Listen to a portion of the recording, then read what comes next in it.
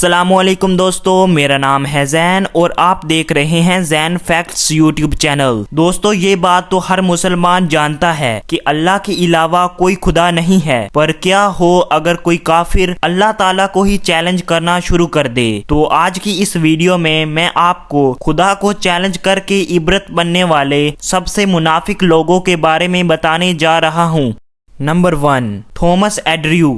دوستو یہ جو شخص آپ دیکھ رہے ہیں یہ ایک برٹش بزنس مین اور شپ بلڈر تھا جو بحری جہازوں کو ڈیزائن کرتا تھا۔ یہ وہی شخص تھا جس نے دنیا کا سب سے فیمس شپ ٹائٹینک بلڈ کیا تھا۔ ویسے تو یہ ایک بہت ہی ماہر شپ ڈیزائنر تھا، لیکن یہ اپنے ٹیلنٹ کو لے کر کچھ زیادہ ہی غرور میں آ گیا تھا۔ جب اس نے ٹائٹینک بلڈ کیا تو اس نے اپنے ٹیلنٹ پر اتنا غرور کیا، اس نے دعویٰ کیا اس شپ کا ڈیزائن اتنا پرفیکٹ ہے کہ اسے نعوذ باللہ خدا بھی سمندر میں نہیں ڈبو سکتا۔ لیکن جیسا کہ آپ سب جانتے ہیں کہ جب ٹائٹینک کو پہلی دفعہ سمندر میں اتارا گیا تو اب یہ نارتھ اٹلانٹک اوشن پر پہنچا ہی تھا کہ وہاں ایک آئس برف سے ٹکرا کر ڈوب گیا تھا۔ اس شپ میں دنیا کے بڑے بڑے بزنس مین اور مشہور افراد بھی سفر کر رہے تھے، جن میں اینڈریو بھی شامل تھا۔ لیکن اللہ کی کرنی ایسی ہوئی کہ دنیا کا سب سے بڑا بحری جہاز سمندر حادثے کا شکار ہو گیا۔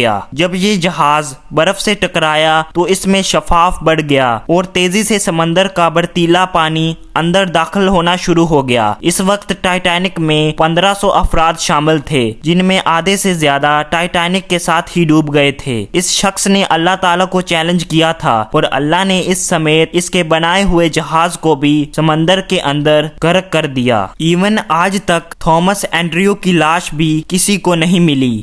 اب بندہ اللہ کی قدرت کو چیلنج کرنے کی کوشش کرے گا تو ایسا تو ہو ہی گا۔ نمبر 2، نمرود۔ دوستو دنیا میں شاید ایسا کوئی مسلمان نہیں ہوگا جو نمرود کو نہ جانتا ہو۔ یہ اپنے دور کا سب سے ظالم اور جابر بادشاہ تھا۔ اس نے خدائی کا دعویٰ کیا تھا اور لوگوں کو مجبور کرتا تھا کہ وہ اس کی عبادت کریں۔ جب حضرت ابراہیم علیہ السلام نے اسے اسلام کی دعوت دی تو اسے شدید غصہ آیا اور اس نے ان سے کہا کہ جاؤ اور اپنے اللہ سے کہو کہ اس کا مقابلہ کرنے کے لیے اپنی فوج بھیج دے۔ صرف اتنا ہی نہیں بلکہ یہ وہی خبیث تھا جس نے حضرت ابراہیم علیہ السلام کو آگ میں ڈالا تھا، لیکن اللہ کے حکم سے وہ آگ حضرت ابراہیم علیہ السلام کے لیے ٹھنڈی ہو گئی تھی۔ اس پر اللہ تعالیٰ نے نمرود کا مقابلہ کرنے کے لیے مچھروں کی ایک فوج بھیجی۔ ان باریک اور چھوٹے مچھروں نے نمرود کے لشکر کا صرف خون ہی نہیں بلکہ گوشت تک نوچ لیا تھا۔ وہ پورا کا پورا لشکر ہلاک ہو کر برباد ہو گیا تھا۔ ان نمرودیوں کی صرف ہڈیاں ہی باقی رہ گئی تھی۔